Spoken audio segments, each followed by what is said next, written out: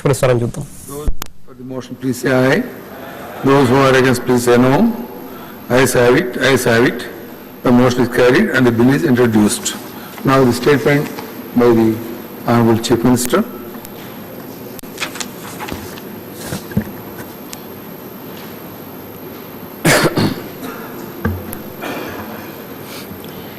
Adesha.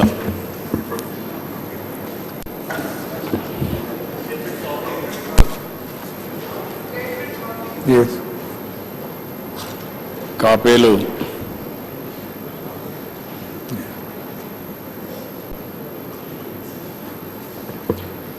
అధ్యక్ష, ఈరోజు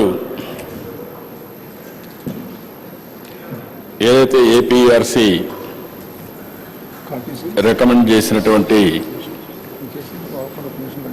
power tariff ఒకసారి చెప్పామని అధ్యక్ష, దీని గురించి పూర్వాపరాలు కూడా ఒకసారి గుర్తు చేసుకోవాల్సిన అవసరం ఉంది. అధ్యక్ష, ఈరోజు ఒకసారి పవర్ అనేది చాలా క్రూషియల్. ఏ అభివృద్ధి జరగాలన్నా పవర్ అనేది చాలా ముఖ్యం.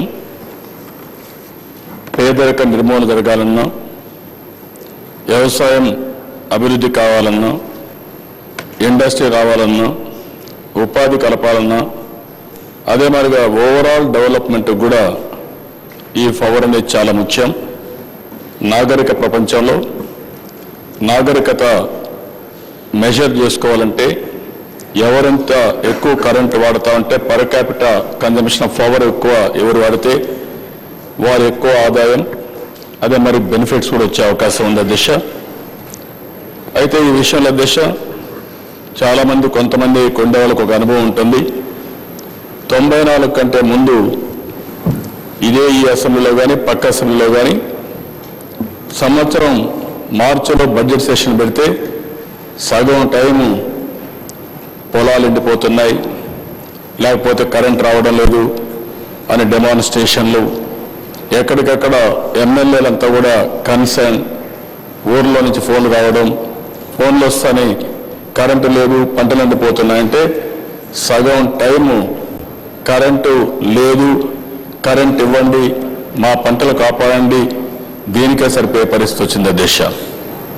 అయితే అధ్యక్ష, 95లో ఆరో వచ్చిన తర్వాత పవర్ సెక్టర్ యొక్క ఇంపార్టెన్స్ గుర్తుపెట్టుకుని ఎట్టి పరిస్థితిలో పవర్ సెక్టర్ని పూర్తిగా ప్రక్షాళన చేయాలి, రిఫార్మ్స్ తీసుకురావాలి. ఒక మాటలో చెప్పాలంటే అధ్యక్ష, భారతదేశంలో మొట్టమొదటిసారిగా పవర్ సెక్టర్ రిఫార్మ్స్ తీసుకొచ్చిన ఘనత తెలుగుదేశం ప్రభుత్వానికి దక్కింది అధ్యక్ష. ఇది చరిత్రని ఎవ్వరు కూడా కాదనలేని నగ్న సత్యం అధ్యక్ష. అదే మాదిరిగా అధ్యక్ష,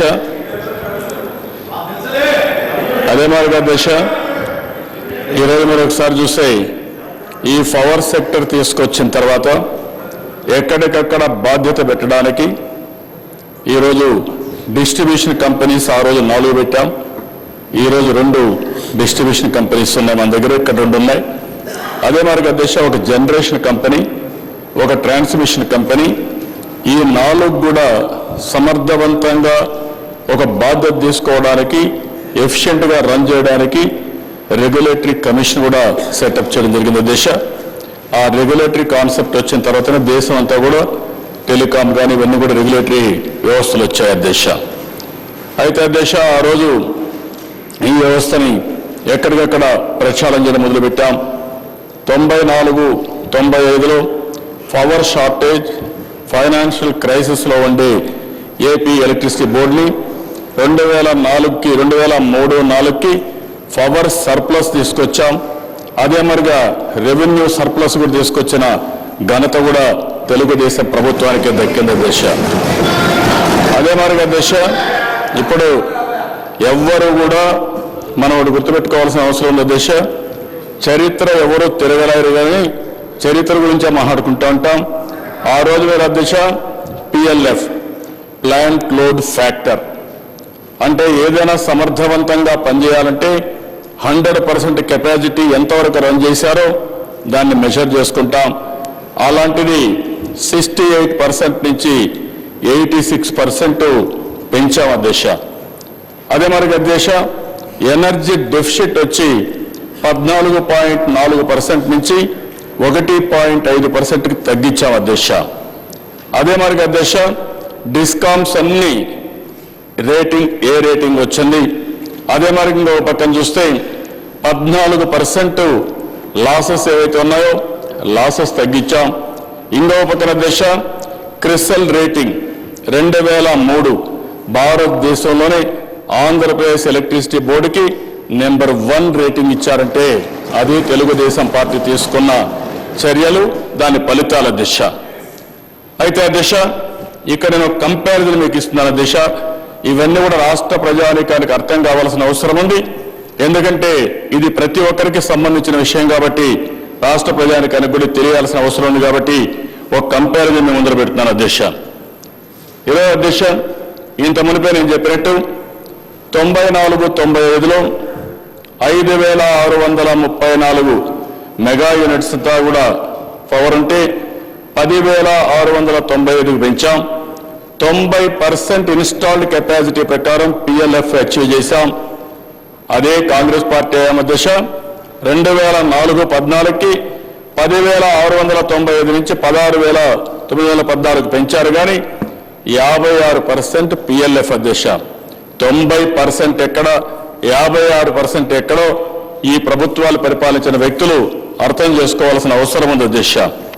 ఇంకో పక్కన అధ్యక్ష thermal power stations plant load factor మామూలుగా highest number of thermal projects మన దగ్గర ఉన్నాయి.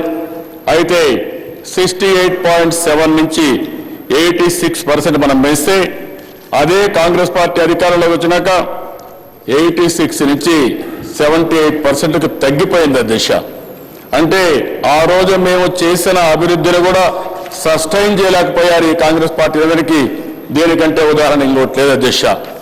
కోల్ అధ్యక్ష ఎవరైనా ముందు జాగ్రత్తగా కోల్ అంతా కూడా పవర్ స్టేషన్లో స్టాక్ పెట్టుకుంటాం. ఆ స్టాక్ పెట్టుకొని ఎక్కడ కూడా కోలు లేదు అనకుండా పవర్ జనరేట్ చేసే పరిస్థితి దేశ ఎప్పుడు బఫర్ స్టాక్ పెట్టాం.